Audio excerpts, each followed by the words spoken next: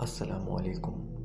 Danger زینڈی کی آج کی اس ویڈیو میں آپ سب کو خوش آمدید کہتا ہوں۔ آج کی جو سٹوری میں آپ کو سنانے جا رہا ہوں وہ لکھی ہے پریا نے۔ ہر سال میں دیوالی کی تعطیلات کے دوران اپنے نانا نانی سے ملنے جاتی تھی۔ میں وہاں خالہ، کزن، چچا، دادا دادی اور خاندان جیسے پڑوس کے ساتھ چھٹیاں گزارتی تھی۔ یہ کسی کا کھیت ہو، بڑے پرانے مندر، پہاڑ وغیرہ، ایک ایسی جگہ تھی جس کے بارے میں نے صرف خوفناک کہانیاں سنی تھیں، لیکن 2003 تک کبھی نہیں گئی۔ پرانے برطانوی کالونی کے علاقے میں مین روڈ سے گاؤں تک تقریباً 500 میٹر کے فاصلے پر برگد کا درخت تھا۔ تمام پڑوسیوں میں مجھے آسمہ دی یعنی بڑی بہن میرے کزنز کے ساتھ ایک دن کے چھوٹے چھوٹے دوروں پر جاتی تھی۔ وہ میری بڑی بہن کی طرح تھی، بہت پیار کرنے والی اور مہربان، جو مجھے کینڈی، مٹھائیاں میرے دوسرے کزنز سے زیادہ دیتی تھی۔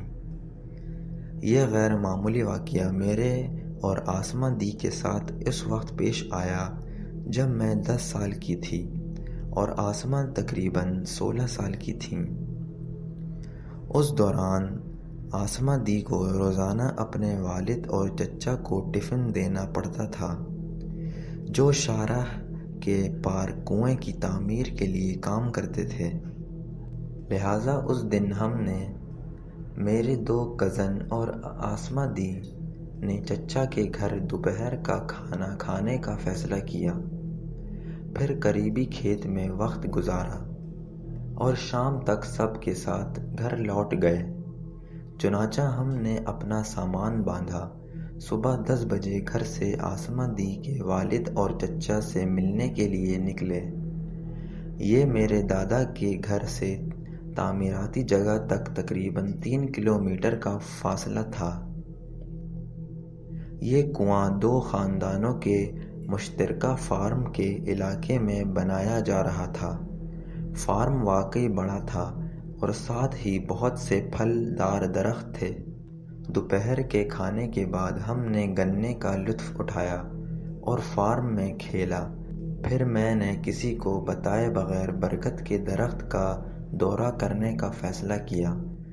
جب میں نے دیکھا کہ بزرگ تعمیراتی کام جاری رکھنے گئے ہیں اور کزن فارم مالکان کے مرغیوں کے ساتھ کھیلنے میں مصروف ہیں، تو میں خاموشی سے ہائی وے کی طرف کھسک گئی۔ تیز رفتار سے چلنے کے 10 منٹ کے اندر میں گاؤں کی طرف جانے والے مرکزی راستے پر پہنچ گئی۔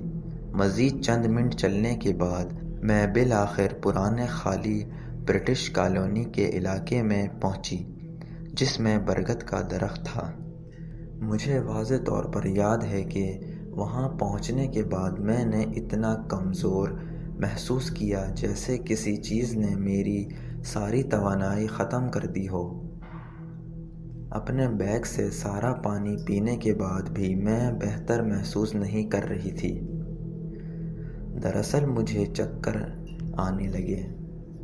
میں نے روزانہ 5 سے 7 کلومیٹر پیدل سفر کے ساتھ بہت سی کو پیمانی کی، لیکن اس سے پہلے کبھی ایسا چکر نہیں آیا۔ یہ سوچ کر کہ یہ گرمی کی وجہ سے ہے اور دوپہر کے کھانے کے بعد چہل قدمی کرنے کا فیصلہ کیا کہ قریب ہی بیٹھ کر اس جگہ کا مشاہدہ کروں۔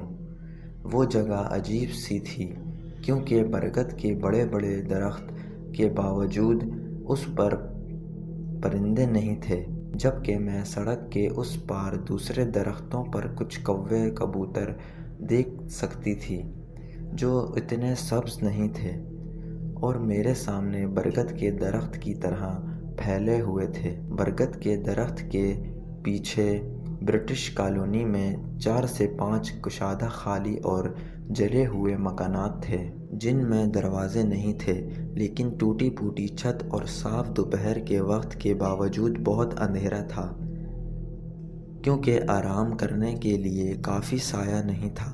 اس لیے میں نے پورچ ایریا میں بیٹھنے کے لیے ایک گھر کی طرف چلنا شروع کیا۔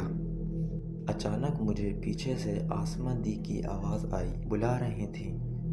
وہ ہائی وے سے بھاگتی ہوئی آئی، ٹھیک سے یاد نہیں، لیکن اسے آرام دینے کے لیے میں نے اس کا ہاتھ تھاما اور ہم کچھ دیر برگد کے درخت کے نیچے بیٹھ گئے۔ اس سارے عرصے میں نے خوف یا سردی محسوس نہیں کی، بلکہ کمزوری محسوس کی۔ تاہم آسمہ دی درخت میں اوپر کی طرف دیکھ کر بہت خوف زدہ ہو گئیں اور وہ بے ہوش ہونے لگی۔ اس وقت میں پہلی بار خوف زدہ ہوئی اور دوسروں کو بلانے کے لیے ہائی وے کی طرف بھاگ گئی، لیکن بہت کمزور محسوس ہونے کی وجہ سے، چکر آنے اور تیز ہوا کی وجہ سے میری رفتار اتنی سست تھی کہ جب تک ہم سب آسمہ دی کے پاس نہیں پہنچے شام ہو چکی تھی۔ اس کے چچا نے اسے لے کر بیل گاڑی میں ڈال دیا۔ جب ہم مختلف گاڑیوں سے آ رہے تھے، اس دوران ایک چیز نے مجھے بہت پریشان کیا، گھروں کے دروازوں اور کھڑکیوں کے لوہے کے کنکالوں کا شور۔ وہ سن کر میں نے اپنے کان بند کر لیے۔ بعد میں آسمہ دی اور مجھے کلینک لے جایا گیا، کیونکہ مجھے بہت تیز بخار تھا اور دی ہر وقت بے ہوش رہا کرتی تھیں۔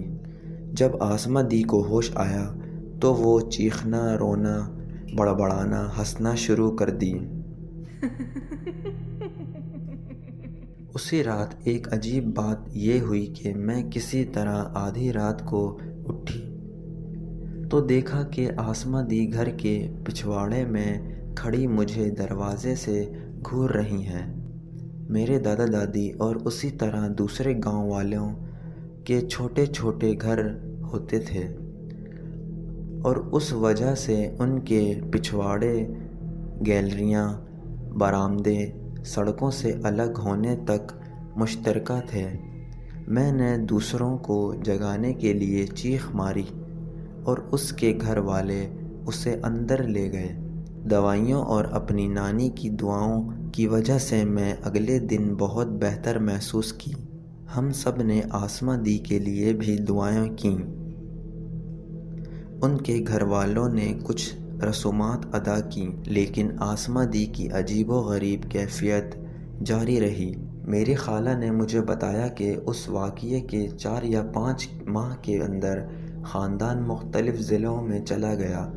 آسمہ ابھی تک ٹھیک نہیں ہوئی تھی۔ میری خالہ کی طرف سے آسمہ کے بری طرح متاثر ہونے کی ایک وجہ یہ بتائی گئی کہ اس وقت انہیں ماہواری آ رہی تھی اور وہ غروب آفتاب کے وقت درخت کے قریب رہتی تھیں۔ مجھے سوشل میڈیا یا کہیں بھی اس کا رابطہ نہیں ملا۔ میں کئی بار مجرم محسوس کرتی ہوں، کہیں نہ کہیں میں اس کی صورتحال کی ذمہ دار ہوں۔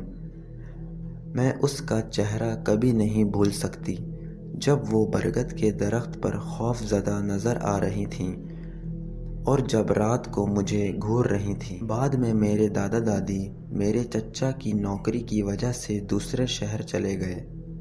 چچا نے کہا کہ گاؤں بڑا ہو گیا ہے، لیکن درخت اور برٹش کالونی کا علاقہ ابھی تک برقرار ہے۔ تو یہ تھی آج کی سٹوری۔ امید ہے آپ کو سٹوری پسند آئی ہوگی۔ ویڈیو اچھی لگی تو ویڈیو کو لائک کر دیں، چینل کو سبسکرائب کر کے ساتھ میں بیل آئیکن کو پریس کر لیں تاکہ ایسے ہی ویڈیوز کی نوٹیفیکیشنز آپ کو ملتے رہیں۔ تو ملتے ہیں آپ سے نیکسٹ ویڈیو میں کسی نئی سٹوری کے ساتھ۔ تب تک اپنا بہت خیال رکھیں۔ اللہ حافظ۔